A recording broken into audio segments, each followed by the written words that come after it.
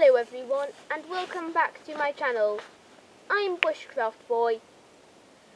There's been a lot of talk recently about how to make proper coffee when you're in camp. The trouble is, when you look at the price of the coffee percolators currently available, they are ridiculously expensive. So in this video, I'm going to show you a stainless steel coffee percolator that's currently less than half the price of its competitors. Stay tuned.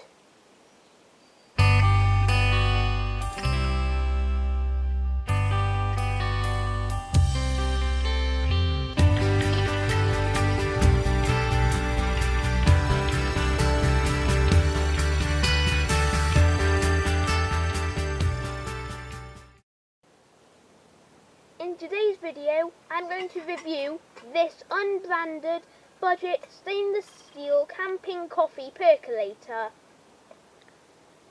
So what makes it different from any of the others on the market?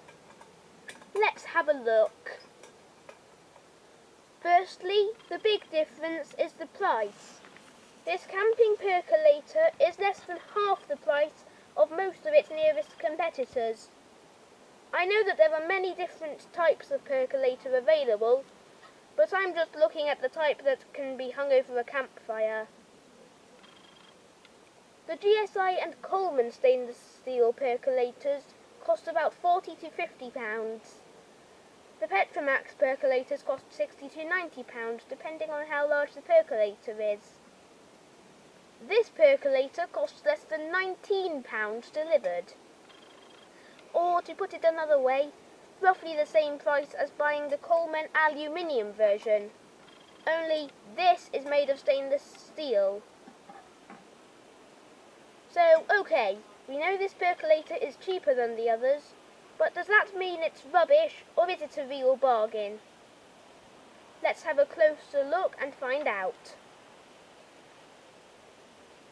Starting off with the outside of this pot, we can see it has a bale handle made of wire, so it can be hung over a campfire. It also has a sturdy side handle for pouring. While this is helpful, don't forget it will get hot, so don't try holding it without some form of protection. As like all the others, it has a flat base, so it can either sit on your stove, or as it's stainless steel, it can nestle in the coals of a fire. When you look at this particular pot as a whole, you may notice that it shares more of its design characteristics with the cheaper aluminium versions. It's made in China, so you never know. It may be that it's made in the same factory. It's basically cylindrical in shape. If you look at the Petromax or GSI percolators, they have a far wider base, tapering in towards the top. This makes them a little bit more stable. Their larger base will also allow them to heat the water a little faster.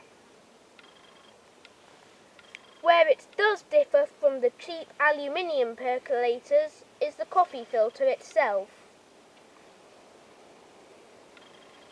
This is the coffee holder for the cheap aluminium percolator, and as you might be able to see on the camera, it is just a series of little holes to let the water through. Unfortunately, these holes have a nasty habit of also letting the coffee grains through. That means that you can't use one of these without adding filter paper. This steel percolator uses a very fine wire mesh to filter the water without letting your coffee through. So that is a definite design improvement. So far, everything seems almost perfect, doesn't it? It's cheap, made of steel, and has a decent filter. But what are the drawbacks? Well, because it's a very cheap percolator compared to the others on the market, one way they seem to have reduced the cost is by not paying attention to the build quality. The lid is a little loose on this one, and in all fairness, it's not a fantastic fit. But it does do the job. It's not bad, it's just not quite as good as the more expensive competitors. Also, because the filter used is such a small area of very fine mesh, water does not pass through it very quickly. Where you are actually percolating the coffee and water is splashing up through the percolator tube and down onto the coffee grounds, you really need to turn the heat right down.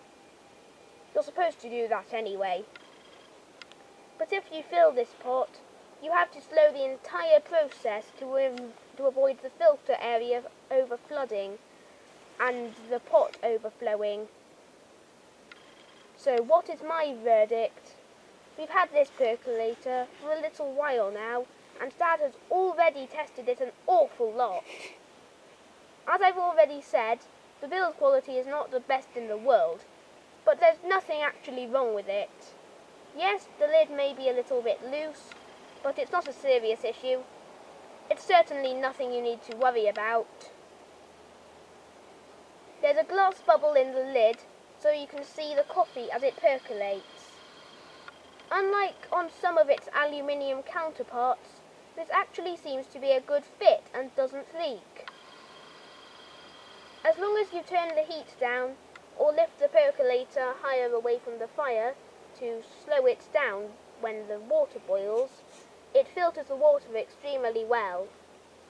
When Dad used a fine strainer to pour the finished coffee through during testing, he found there were almost no coffee grounds trying to escape into your cup. Heat it too quickly though, and unless you strain the coffee as you pour it, you'll be drinking soup. That's possibly a little unfair to say, as you are supposed to turn the heat down. When we were testing this percolator, we did deliberately heat it too quickly to find out its limits. Being stainless steel instead of aluminium, not only does it not give you the nasty metallic taste when you boil the water, you can also sit the percolator on the coals of a fire. Try that with aluminium and you will damage the metal to the point where it will fail. Steel is stronger too, so this pot should last well and cope with a few bangs and bumps. Having looked at this closely and looked at the competitors, I can't see why anyone would need to pay over twice the price of this to get a GSI or Coleman percolator. For the cost of even the smallest Petromax percolator, you could have 3 of these and change. When you look at the price of even a stainless steel billy can, this percolator costs about the same. So you could buy it just to hang over a fire and boil water and use it like a billy can with a good spout for pouring. Is it worth buying one of these?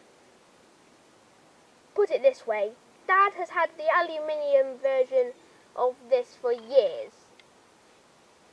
With the exception of his handmade knife, it's without doubt his favourite bit of kit. It's been on almost every camp with him. Well, not anymore. This percolator has just replaced it. At less than £20 delivered to your door, you could ask, why would you pay double that for the competitors? Now for a quick Bushcraft boy secret. At the moment, you can only get these online from a slightly iffy and utterly useless eBay seller in China.